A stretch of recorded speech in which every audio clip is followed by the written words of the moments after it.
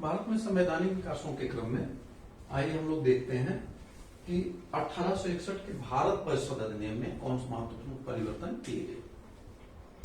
तो 1861 का भारत परिषद अधिनियम, जैसा कि पिछले वीडियो में हम लोगों ने देखा, 1858 में जो act for better government for India लाया गया था वो जल्दबाजी में अपेक्षाकृत आया और अब तक आते आते 1861 तक आते आते तमाम अध्ययन और तमाम रिपोर्ट्स आ चुकी थी। इसी बीच में एक पुस्तक आई थी सर सैयद अहमद खान की। सर सैयद अहमद खान एक वेल विशर माने जाते थे ब्रिटिश साम्राज्य के भारत में। उन्होंने एक पैम्पलेट निकाला था, पुस्तक नहीं थी, बेसिकली पैम्पलेट थी, the college of Indian revolt, the college of Indian revolt के नाम से एक पैम्पलेट निकाला और उस पैम्पलेट में उन्होंने बड़ी गंभीरता से कुछ मुद्दे उठाए और इस मुद्दे में एक महत्वपूर्ण मुद्दा ये था कि भारतीयों ने जो विद्रोह किया उसके पीछे एक बड़ा कारण ये था कि भारतीयों को अपने रिजेंटमेंट, अपनी शिकायतें, अपने शासकों के प्रति जो क्षोभ था, उनकी जो मांगे थी, उनकी जो आकांक्षाएं थी, उनको कम्युनिकेट करने का कोई चैनल नहीं था। परिणाम ये हुआ कि जब फ्रस्ट्रेशन बहुत ज्यादा इकट्ठा हो गया, शिकायतें बहुत ज्यादा भर गई, तो विस्फोट के रूप में 1857 के महाविद्रोह के रूप में प्रस्तुत हुई। यह कंक्लूजन निकाला था सर सैयद अहमद खान। आप जानते हैं मुस्लिम समाज के अग्रणी, यानी पहले तो आप देखेंगे नेशनलिस्ट थिंकर भी थे, बाद में आप जानते हैं कि किस तरीके से वो टू नेशन थ्योरी सपोर्ट करने लगे थे।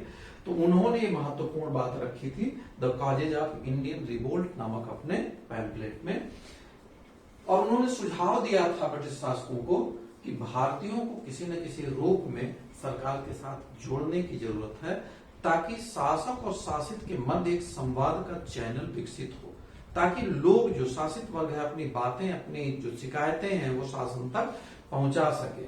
तो इसको भी ध्यान में रखा गया था इस अधिनियम को लाने में। एक महत्वपूर्ण बात और थी, जब तक ईस्ट इंडिया कंपनी का शासन था तब तक आप देखेंगे कि बहुत विधिवत तरीके से भारत का शासन नहीं कर पाई। अगर हम आगे के और तो 1857 से पहले और बाद की स्थितियां जब हम कंपेयर करते हैं तब हम पाते हैं कि शासन की बड़ी सुव्यवस्थित ढंग से शुरुआत जो होती है वो कानून द्वारा सत्ता अपने हाथ में लिए जाने के बाद होती है। अब बात ये आई कि भारत में जो विधि निर्माण की प्रक्रिया है वो पूर्णतः इंग्लैंड से नहीं गाइड की जा सकती। आप देखेंगे कि इंग्लैंड की पार्लियामेंट ये तमाम सारे एक्ट लेकर के आई, तो यहाँ भारत में भी कुछ शासन संबंधी अधिकार देने थे। दूसरी महत्वपूर्ण बात ये भी थी कि भारतीयों को शासन के साथ जोड़ने की भी जरूरत थी। तो इन तमाम चीजों को ध्यान में रखते हुए भारत परिषद अधिनियम, the Indian council act of 1861 लाया गया। जैसा कि हम पीछे चर्चा कर चुके हैं 1853 के चार्टर एक्ट में कि पहली बार एक लेजिस्लेटिव काउंसिल की नींव पड़ी थी, जिसको हम लघु संसद भी कहते हैं। 1853 के चार्टर एक्ट में जब वहां एक व्यवस्था की गई थी कि 6 अतिरिक्त सदस्य जोड़े गए थे गवर्नर जनरल की काउंसिल में, और वो उस समय उपस्थित होते थे जिस समय कुछ लेजिस्लेट करने की जरूरत होती थी। अब यहाँ आप देखेंगे उसी परिषद का विस्तार हुआ। तो पहला काम तो ये हुआ कि एग्जीक्यूटिव काउंसिल में एक नया मेंबर लाया गया, 5वां मेंबर। हम लोग जानते हैं कि 1833 के चार्टर एक्ट में जो एक मेंबर जोड़ा गया था मैकाले के रूप में, आप देखेंगे वो लीगल एक्सपर्ट था, यानी अगर आप देखेंगे तो वो विधि वेत्ता था, विधि का बहुत बड़ा जानकार व्यक्ति जोड़ा गया था वहां 4th मेंबर के रूप में। यहां पर लाया गया 5th मेंबर के रूप में विधि वृत्ति वाला, लीगल प्रोफेशन से जुड़ा हुआ, यानी जिसको हम कह सकते हैं लॉयर या प्रैक्टिशनर, ठीक है, लॉ का प्रैक्टिशनर जिसे हम लॉयर भी कहते हैं, वो व्यक्ति अब जोड़ा गया 5th मेंबर के रूप में। तो दोनों में डिफरेंस क्या है? 1833 के चार्टर एक्ट में जो व्यक्ति लाया गया था वो लीगल प्रोफेशन का नहीं था, बल्कि विधि का विशेषज्ञ था, कानून का ज्ञाता था, और यहां लाया गया लीगल प्रोफेशन का व्यक्ति, यानी जो प्रोफेशनल है, यानी वकील। तो दोनों में ये डिफरेंस है। अगला अगर आप देखें तो वायसराय को आपातकालीन परिस्थितियों में, यानी इमरजेंसी सिचुएशन में अध्यादेश जारी करने का अधिकार दिया गया। अध्यादेश या ऑर्डिनेंस लाने का अधिकार, अब मार्क करेंगे, बड़ा इंपॉर्टेंट है, अक्सर पूछा जाता रहता है। तो ऑर्डिनेंस लाने का अधिकार मिला 1861 के काउंसिल एक्ट में। चूंकि जो कानून बनाने का काम है वो दिया गया वायसराय की परिषद या गवर्नर जनरल की परिषद को। परिषद हमेशा सेशन में या मीटिंग में तो होती नहीं है, तो जरूरत पड़ने पर अगर विधि निर्माण की आवश्यकता है तो ऑर्डिनेंस जारी कर देगा गवर्नर जनरल, और वो विधि का ही अधिकार रखेगा। ये अधिकार 6 महीने पर, ये जो विधि होगी अध्यादेश द्वारा निर्मित विधि, उसका जो अवधि होगा इसका वो होगा 6 महीने, यानी 6 महीने के लिए ये कारगर होगा। अगर उसकी काउंसिल इसे आगे मतलब रेटिफाई कर देती है, उसको प्रमाणित कर देती है, तो ये परमानेंट हो जाएगा। बिना परिषद के ये 6 महीने तक एग्जिस्टेंस में रहेगा। अगला महत्वपूर्ण परिवर्तन हुआ, वायसराय को काउंसिल की स्वीकृति से सरकार का कामकाज चलाने के लिए नियम विनियम बनाने का अधिकार दिया गया। इसी अधिकार का प्रयोग करते हुए गवर्नर जनरल कैनिंग ने विभाग वितरण प्रणाली या पोर्टफोलियो सिस्टम लाया। पोर्टफोलियो सिस्टम का मतलब ये हुआ कि अपनी काउंसिल के सदस्यों को एक या एक से अधिक विभाग की जिम्मेदारी सौंप सकता है। जैसा कि अभी देखते हैं, जब हमारी कैबिनेट फॉर्म होती है, काउंसिल ऑफ मिनिस्टर फॉर्म होता है, तो उस समय आप देखते हैं प्रधानमंत्री अलग अलग व्यक्तियों को अलग अलग मंत्रालय सौंपते हैं। यही विभाग वितरण है। तो ये जो पोर्टफोलियो एलोकेशन या पोर्टफोलियो सिस्टम इंट्रोड्यूस हुआ भारत में, ये पहली बार 1861 के अधिनियम की इसी व्यवस्था के अंतर्गत शुरू हुआ।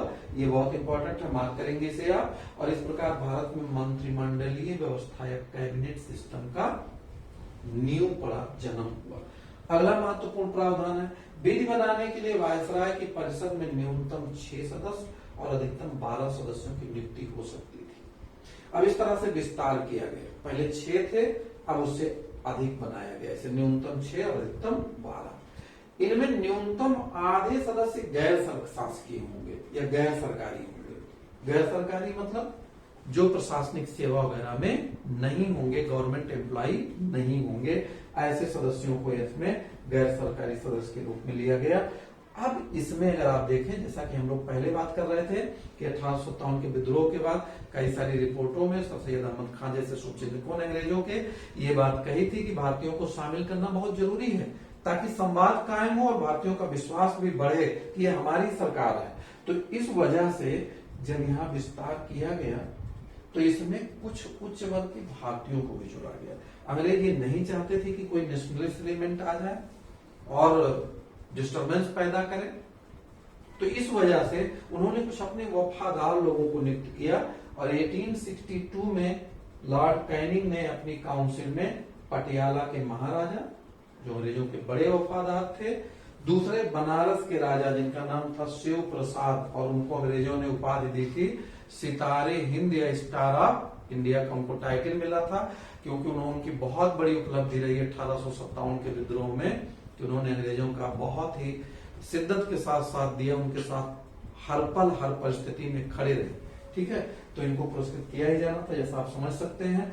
दूसरे अंग्रेजों के बड़े वफादार थे सिंधिया के प्रधानमंत्री, जो बड़े लर्नर थे, वेल लर्नर थे, सर दिनाकर राव। इनको भी आप देख रहे हैं सर की टाइटल मिली हुई है, और आप जानते हैं कि उस समय सर की उपाधि किसे मिलती थी। तो इन्होंने बड़ी ईमानदारी से, बड़ी निष्ठा के साथ और कह सकते हैं चाटुकारिता के साथ अंग्रेजों की भरपूर सेवा की थी, तो सेवा का मेवा इन्हें मिलना था। इन तीनों लोगों को नामजद किया गया, नॉमिनेट किया गया वायसराय की काउंसिल में 1862 में।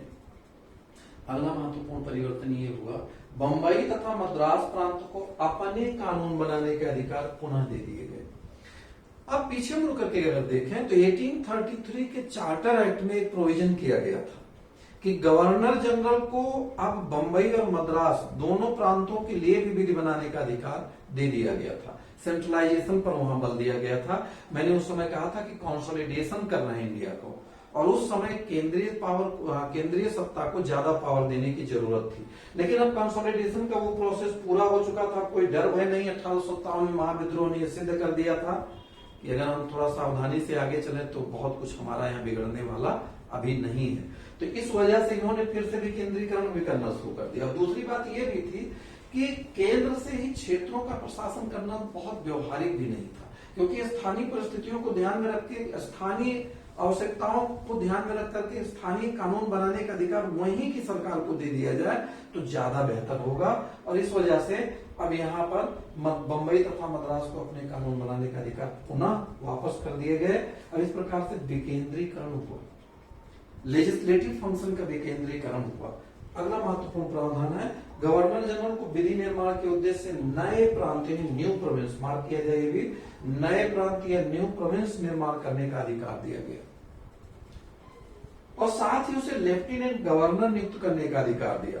ध्यान देंगे यहां कि गवर्नर जनरल और प्रांतों के गवर्नर की नियुक्ति होती थी प्रधानमंत्री की सलाह पर क्राउन द्वारा। ये मार्क करने की जरूरत है। गवर्नर जनरल जिसे वायसराय भी कहते थे, और जो प्रांतों के गवर्नर होते थे उनका अपॉइंटमेंट क्राउन द्वारा होता था on the aid and advice of prime minister. जबकि यहां आप देख रहे हैं कि गवर्नर जनरल को लेफ्टिनेंट गवर्नर या उपराज्यपाल नियुक्त करने का अधिकार दिया गया। तो ये पहला काउंसिल एक्ट है। अब आप देखेंगे कि 1861 से लेकर के 1909 तक काउंसिल एक्ट आएंगे, 3 काउंसिल एक्ट हो जाएंगे ये, क्योंकि 1861 का, फिर 1892 का और फिर 1909 का। और आप देखेंगे धीरे धीरे काउंसिल का आकार विस्तृत होता जाएगा और एक तरीके से पार्लियामेंट्री सिस्टम की आधारशिला धीरे धीरे विस्तृत होती जाएगी। और ये बढ़ते बढ़ते आप देखेंगे 1909-1935 तक आते आते एक जो हमारे मॉडर्न पार्लियामेंट्री सिस्टम है उसका रूप धारण कर लिया। तो आप देखेंगे कि 1861 के अधिनियम के साथ कई और बड़े बड़े परिवर्तन हुए। इसी बीच आप देखेंगे 1857-58 में जब इन्होंने ले लिया शासन अपने हाथ में, तो सीआरपीसी, आईपीसी, सीपीसी इनका कोडिफिकेशन हुआ, इनका संहिताबद्ध इनको किया गया। फिर आप देखेंगे इंडियन हाई कोर्ट्स एक्ट आ गया 1861 में। इसी तरीके से आप देखेंगे इंडियन पुलिस एक्ट आया 1861 में।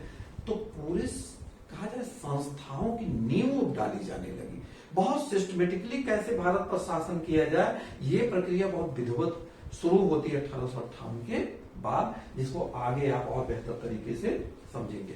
तो अब बस यहीं तक। आप चैनल को लाइक करिए, सब्सक्राइब करिए, ताकि ज्यादा से ज्यादा लोगों तक हमारी बात पहुंच सके। धन्यवाद।